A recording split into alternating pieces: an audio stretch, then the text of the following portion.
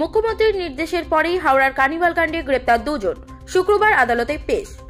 হাওড়ার ক্রিসমাস কার্নিভালে বুধবার রাতে অশান্তি ও গন্ডগোল পাকানোর অভিযোগে রাজ জালান এবং আকাশ দত্ত নামে দুজনকে গ্রেপ্তার করেছে হাওড়ার জগাছা থানার পুলিশ। ধৃতদের আজকে হাওড়া আদালতে পেশ করা হবে। বৃহস্পতিবার হাওড়ার ক্রিসমাস কার্নিভাল বন্ধ হয়ে যাওয়া নিয়ে কড়া বার্তা দিয়েছিলেন মুখ্যমন্ত্রী মমতা বন্দ্যোপাধ্যায়। এরপরেই নড়ে চড়ে বসে হাওড়া প্রশাসন ও হাওড়া সিটি পুলিশ।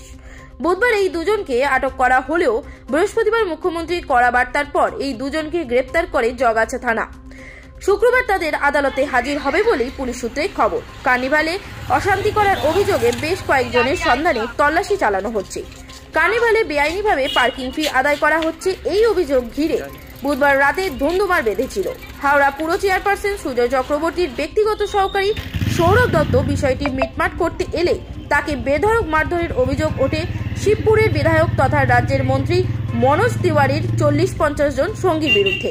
পরে মুখ্য প্রশাসক সাংবাদিক বৈঠক করতে গেলে বিধায়কের অনুগামীরা সেখানে জোর করে ঢুকে বৈঠক ভেস্তে দেন বলে অভিযোগ। এরপরেই নিরাপত্তাজনিত কারণে কার্নিভাল বন্ধ করে দেওয়ার ঘোষণা করেন সুজয় চক্রবর্তী।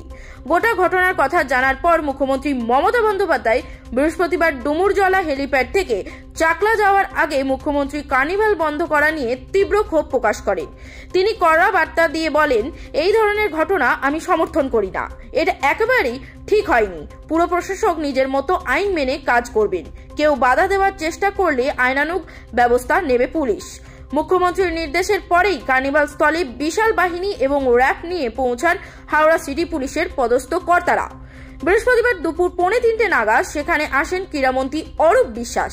অভিযোগ, অনুষ্ঠান স্থলে ঢোকার পরেই প্রথমে চেয়ারপারসনের সঙ্গে এক প্রস্ত বাদানুবাদ হয় বিধায়কের।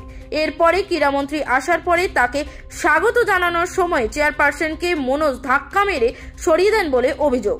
দুজনকে নিয়ে আলোচনা করে অরূপের মধ্যস্থেই সাময়িকভাবে বিরোধ মেটে। পাশাপাশি বৃহস্পতিবার জানানো হয় বুধবার মাঝপথে কার্নিভাল বন্ধ করা হয়েছিল, তাই 2রা জানুয়ারি পরিবর্তে 3রা জানুয়ারি শেষ হবে।